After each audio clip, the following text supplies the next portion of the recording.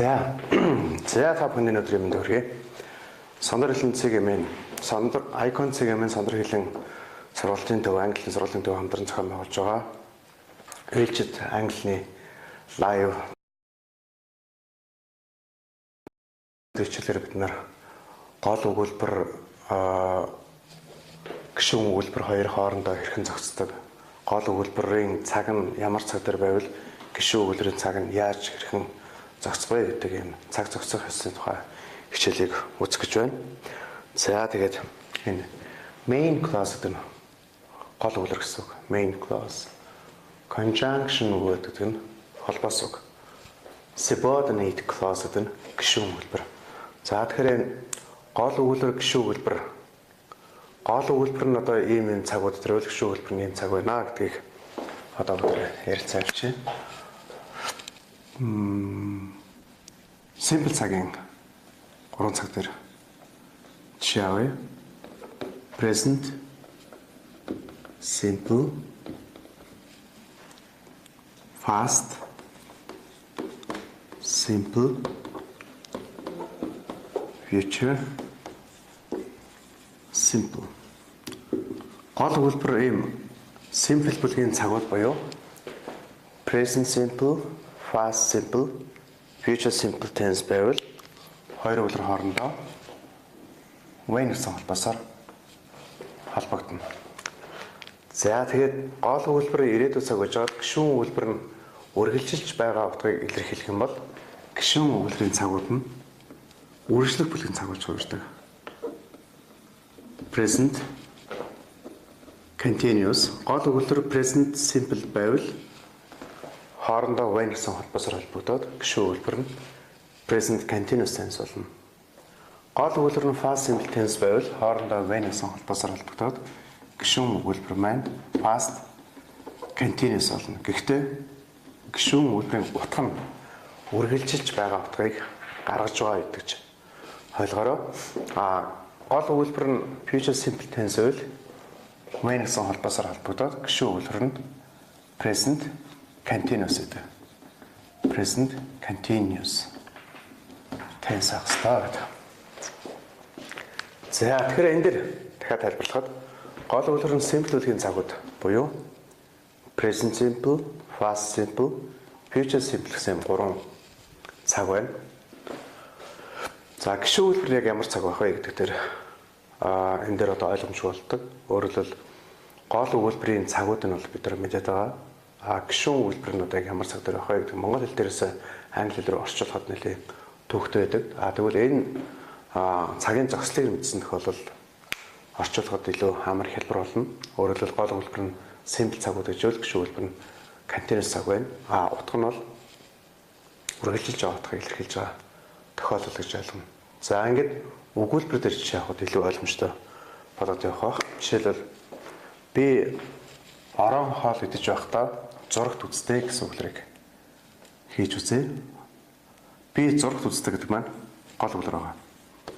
I watch TV. Цагийн present simple tense дээр байна. За тэгээд гол холбох үг нь when гэсэн холбоос үг байна. За энэ when гэсэн асуух үг маань гишүүн өгүүлбэрт ороод ирэхээр авсарчны хэлний өгүүлбэрт ороод ирэхээр when гэсэн буюу одоо нэг үндсэн хязгааг утгыг хийгээд байх үед тэг үед гэсэн юм утгыг илэрхийлдэг. I watch TV when орон хоол идэж байхдаа гэсэн. When I am having dinner. За энэ дээрээс харъя. Би орон хоол идэж байх үедээ буюу би орон хоол идэж байхдаа зурагт үздэг. Гол өгүүлбэр маань одоо би орон хоол идэж байхдаа зурагт үздэг гэдэг. Би зурагт үздэг гэдэг одоо present simple tense нэг дагс орчуулгын ч юм уу одоо байнга татаж ятдаг үйл явдлыг илэрхийлэхээр гэдэг ч юм уу ямарсан гол өгүүлбэрийн тэр цаг нь бол present simple tense муу юм байна гэдэг нь илэрхий тодорхой байдаг. Орчуулгын явцад би орон хоол идэж байхдаа гэсэн энэ өгүүлбэрийг буюу одоо би орон хоол идэж байхдаа гэсэн монгол өгүүлбэрийг англи хэлээр ямар цаг дээр буулгах вэ гэдэг нь ойлгомжтой байдаг. За энэ тохиолдолд энийг яаж мэдэх вэ гэхээр энийг өрөмдөх ёстой. Гол өгүүлбэр нь simple present simple tense үйл гишүүн өгүүлбэр нь үргэлжилж байгаа утгыг илэрхийлэх юм бол present continuous tense болдго юм байна гэдэг. Ингэж мэдж болно. За мөн одоо ингээд бусад хэлбэрүүд рүү шилжиж болно. Би орон хоол идэж байхдаа зурагт үздэггүй гэж хэлээ. Тэгвэл I don't present simple tense учраас do дасаг хэрэглэнэ. I don't watch TV when I'm having dinner. Би орон хоол идэж байхдаа зурагт үздэггүй. Негатив форм орчиж байна. Одоо асууж үзье өдрөө. Ерөнхий асуултаар. Та орон хоол идэж байхдаа зурагт үздэг үү? Та орон хоол идэж байхдаа зурагт үздэг үү? За нэг нэр бичиж үзье. Та зурагт үздэг үү? Жишээлбэл do you watch TV гэсэн одоо гол өгүүлбэрийг гаргаж ирж байгаа. За орон хоол идэж байх үедээ гэсэн одоо гишүүн өгүүлбэрийг яаж хийх вэ гэхээр do you watch TV when you are having dinner. За асуулт хэлбэр дээр болохоор ингэж орчиж байна. Энэ батлах хэлбэр маань. Do you watch TV when you are having dinner? Та орон хоол идэж байхдаа зурагт үздэг үү гэсэн юм. Яагаад та орон хоол идэж байхдаа зурагт үздэг юм бэ гэсэн. Тэгвэл why do you watch TV when you are having dinner? За тэр энэ батлах хэлбэр дээр бичсэн өгүүлбэрийг negative, general, disjunctive, special гэсэн хэлбэрүүд рүү хувиргаж бас бичиж ойлгож аваарай. За ингээд present simple tense гол өгүүлбэр present simple tense үйл гишүүн өгүүлбэр нь үргэлжилж байгаа утгыг илэрхийлж байгаа тохиолдолд present continuous tense болдог юм байна гэдэг нь бүгд ойлголоо. Одоо тэгвэл дараагийн цаг болох past simple tense. Гол өгүүлбэр нь past simple tense үйл гишүүн өгүүлбэр нь past continuous байна. За энэ өгүүлбэр бүгд шийдэж болно. Би орон хоол идэж байхдаа зурагт үзсэн. Past simple tense руу нөгөө watch гэдэг үг маань дөрмийн үйл учраас хойноо ed авчаа. I watched TV when I одоо энэ юуны дагуу гол өдрөө past simple tense үйл гишүүн өдрөө past continuous tense болно. Тэгэхээр энэ am having гэдэг маань буюу present continuous tense маань past continuous tense руу шилжих ёстой. Тэгэхээр when I was having dinner. За энэ үгэл би уншаа. I watched TV when I was having dinner. Орчуулбал би орон хоол идэж байхдаа буюу орон хоол идэж байх үедээ зурагт үзсэн. За үзсэн гэдэг нь яаж гарч байгаа юм бэ гэхээр нөгөө ed буюу past simple tense-ийн дөрмийн үйлдвэр хэрэглэгддэг төгсгөл энэ өгч чинь. Үздэг гэхээр watch. I watch TV. Би зурагт үздэг. I watched TV гэхээр би зурагт үзсэн. За энийг бас бусад хэлбэрээр шийдвүлээ. Би орон хоол идэж байхдаа зурагт үзээгүй гэжлээ. Тэгвэл бүдрэлээрээ I didn't watch TV. Did орсон тохиолдолд ed гэдэг нь байхгүй болчихно. Өөрөөр хэлбэл ed-ийн зөвхөн батлах хэлбэр хэрэглэгдэгэ гэдэг бид мэрэгчлэр үзсэн байгаа. I didn't watch TV when I was having dinner. Гол өгүүлбэр нь л тэр цагуудаараа хувираад байна. Хэлбэрүүдээрээ хувираад байна. Гишүүн өгүүлбэр нь болохоор хэлбэрийн хувьдлахаараа дандаа батлах хэлбэртэй байгаад байна гэдэг. Ингэж ойлгож байна. За тэгвэл та ерөнхий асуултаар асууж үзье. Та орон хоол идэж байхдаа зурагт үзсэн үү гэж асууя. Тэгвэл past simple tense учраас did авна. Did you watch TV? Did you watch TV when you were having dinner? За энэ дээр харъя. Энэ бол present simple tense руу ерөнхий асуулт руу хүрсэн жишээ байна. Одоо past simple tense руу хүрвэл яах вэ гэхээр Did you watch TV when you were having dinner? За ингэж орчих. Do you watch TV when you are having dinner гэдэг нь гол үлрэн present simple tense, гишүүн үлрэн present continuous. Орчуулбал та орон хоол идэж байхдаа зурагт үздэг үү гэсэн үгээр орчиж байгаа бол Did you watch TV when you were having dinner гэдэг та орон хоол идэж байхдаа зурагт үзсэн үү гэсэн. Гол үлгэр нь past simple tense, гишүүн үлгэр нь past continuous tense гэсэн. Ийм загвартай, ийм хэлбэртэй орчсон баа гэдэг. Хараад аваа. When you were having. Энэ болохоор when you are having. За энэ дээр болохоор гол үлгэр нь present simple учраас do авч байна. Энэ дээр болохоор past simple tense учраас did. Did орсон тохиолдолд watch гэдэг яраас ed орохгүй гэдгийг мэдж байгаа.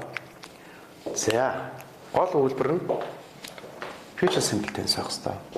Гол үлбэр нь future simple tense байвал гишүүн үлбэр нь present continuous tense байх юм байна. А гэхдээ гишүүн үлбэр нь үргэлжилж байгаа гэдгийг илэрхийлэх ёстой гэдгийг санаарай. За ингэж шилжүүлье. Би орон хоол идэж байхдаа зурагт үзнэ гэж хэлээ. Би зурагт үзнэ гэвэл I will watch TV. I will watch TV when I am having dinner. Гол үйлдвэр нь ер нь ирээдүйн цаг байвал гишүүн үйлдвэр нь present буюу present simple tense байна гэж ойлгож байна. Энэ. Гэтэл зарим хүмүүс мань гол үйлдвэр ирээдүйн цаг байгаа юм чинь гишүүн үйлдвэр нь ирээдүйд үргэлжилж байх цаг буюу future continuous байх ёстой гэж ингэж андуураад байдаг. Тэгвэл энэ гол үйлдвэр нь future simple tense үйл гишүүн үйлдвэр нь present continuous tense байх юм байна. Өөрөөр хэлбэл энэтэй адилхан гэж ойлгож байна. За ингээд бусад хэлбэр рүү шийдвүлээ. Би орон хоол идэж байхдаа зурагт үзэхгүй гэжлээ. Тэгвэл I will not буюу I won't товчлоод won't болно. I won't watch TV when I am having dinner. General question руу шилжүүлээ. Та орон хоол идэж байхдаа зурагт үзэх үү гэж асууя. Тэгвэл will you watch TV? Will you watch TV when you are having dinner? За энэ дэр бичээ. Та орон хоол идэж байхдаа зурагт үзэх үү гэж хэлвэл will you watch TV? Ана future simple tense учраас will одоо. За тэгээ орон хоол идэж байх үедээ орон хоол идэж байхдаа гэж хэлвэл when you are having dinner. За энэ дэр муу ялгаахгүй. Present simple учраас do байна. Past simple tense учраас did байна. Гол үлгэр нь future simple tense учраас will гэсэн юмстай болов явж байгаа. За тэгээд гишүүн өгүүлбэр дээр хэрэглэгдэж байгаа цаг нь present continuous tense байгаа учраас you are having dinner гэдэг энэ үнтэй адилхан байна гэж энийг анзаараад аваарай. I watch TV. I watched TV. I will watch TV. Гишүүн өгүүлбэр нь үргэлжилж байгаа цагийг илэрхийлж байгаа учраас I am having, I was having, I am having dinner гэсэн ийм өгүүлбэрүүд жишээ авч ингэж үзлээ. Тэгэхээр өнөөдөр хичээл бол main class гол өгүүлбэр нь simple-ийн цагууд байх юм бол гишүүн өгүүлбэр нь continuous бүлгийн цагууд байна. Яагаад continuous бүлгийн цагууд байж байгаа юм бэ гэхээр гишүүн өгүүлбэрийн утга нь үргэлжилж байгаа утгыг илэрхийлж байгаа учраас гишүүн өгүүлбэр нь continuous бүлгийн цаг руу хуурсан байна. Энэ дэр гол өгүүлбэр нь present байвал гишүүн өгүүлбэр нь present байна. Гол өгүүлбэр нь past simple tense байвал гишүүн өгүүлбэр нь past continuous байна. Харин гол өгүүлбэр нь future simple tense буюу ирээдүйн ер нь гол өгүүлбэр ирээдүйн цаг дээр байх юм бол гишүүн өгүүлбэрийн бүх цагууд нь present continuous дээр байна. Тэр тусмаа present simple tense дээр байна гэдгийг бүгдээрээ анхаарал аваарай. Тэгэхээр өнөөдрийн хичээлээр цагийн зохицол буюу одоо гол өгүүлбэрийн цаг нь мэдэгдэж байгаа тохиолдолд гишүүн өгүүлбэрийн цагийг хэрхэн яаж болох вэ? Түүнийг яаж зохицуулах вэ? Бусад хэлбэрүүд рүү яаж шилжүүлэх вэ гэсэн ийм хичээлийг өгсөн та бүхэнд зааж өглөө. Ингээд уламжлалцсаар асуулт хариултын болонд орох гэж байна. Та бүхэн өнөөдрийн хичээлээс буюу өмнө заагдсан хичээлүүдээс асуулт байвал яг одоо илгээгээрэй. Тэр асуултнуудад хариулах болно.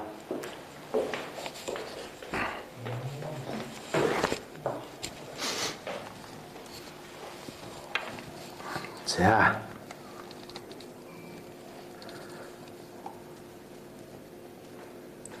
Хорис 30-31 хичээл хаана байгаа юм болоо гэж хичээлүүдээ хизээ YouTube дээр тавих вэ гэж. За хичээлүүд удахгүй YouTube дээр тавигдах байх. Одоо яг хадгалагдаж байгаа байрлал нэг бол icon segment руу орж харуул одоо бүх хичээлүүд маань хадгалагдаж байгаа. Icon news гэсэн одоо хуудас руу орж бас харж болно. Мөн сандар хэлэн English language center гэсэн хуудас руу орж харж болно. За. За энэ intermediate юм уу эсвэл advanced юм уу гэж асуусан байна. Энэ болохоор intermediate руу ороод явж байгаа юм хичээл байгаа. Advanced руу одоо 10 сарын 5-наас хойш ярьж байгаад хоёр байгууллага хоорондоо ямар хичээл яаж авах вэ гэдэг төлөвлөгөө гаргаад 10 сарын 5-наас хойш хичээл маань ямар хөө дүр төрхөөр та бүхэнд хүрэх вэ гэдэг шийдэгдэнэ. За зар сурчлагын юм орчсон байна. 29-30-31 дүр хичээл маань одоо олгогдсон юм байна. За 29-30-31 дүр хичээлийг өнөөдөр энэ icon segment-ээс орж үзэж болно. Мөн сандар хэлэн зайны сургалтууд гэдэг яг энэ англи хэлний онлайн сургалтанд хамрагдаж байгаа хүмүүс зориулагдаад ийм юу байсан байгаа, хуудас нээсэн байгаа. Сандар хэлэн зайны сургалт гэдэг монголоор хичээлд орвол өнөөдөр өгш нь 29-30-31 дүр хичээлийг тавьж өгье.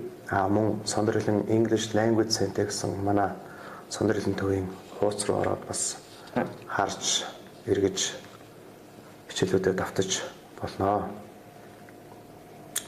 Орчуулга хийх аргачлал заалгая гэж.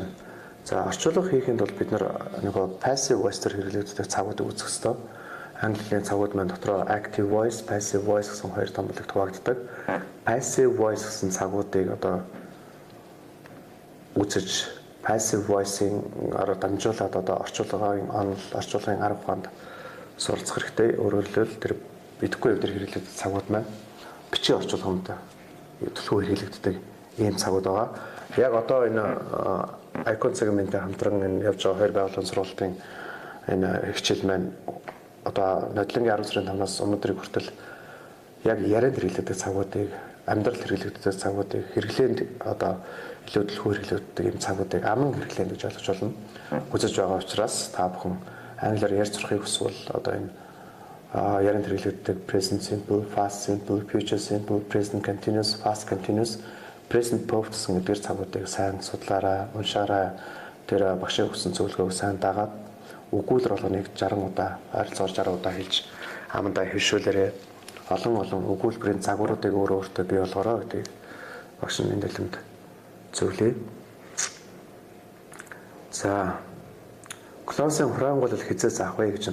За энэ бол яг одоо цагууд маань үзэгдэж цагуудыг одоо зааж дуусаагүй учраас одоо бүх тэр цагууд маань одоо яг ингэж хурангуулж орно. Ингэж одоо гол үлрэн ийм цаг үйл гişүү үлрэн ийм цаг байна. Одоо ингэж яг тэр базарч хэлэхэд жоохон төвхтэй учраас өнөөдөр зөвхөн simple-ийн цагуудыг гол үлрэн одоо simple үлэг дээр байх юм бол гişүү үлрэн ийм байна гэдэг ийм яг боломжийн одоо үдсэн хэмжээнд тааруулах багш өнөөдөр хичээлийг орсон байгаамаа.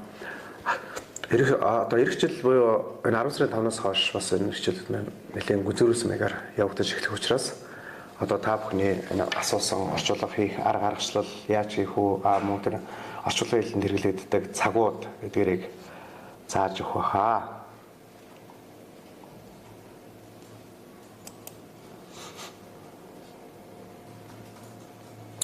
Орчуулга хийх аргачлал заалгая л гэж байна.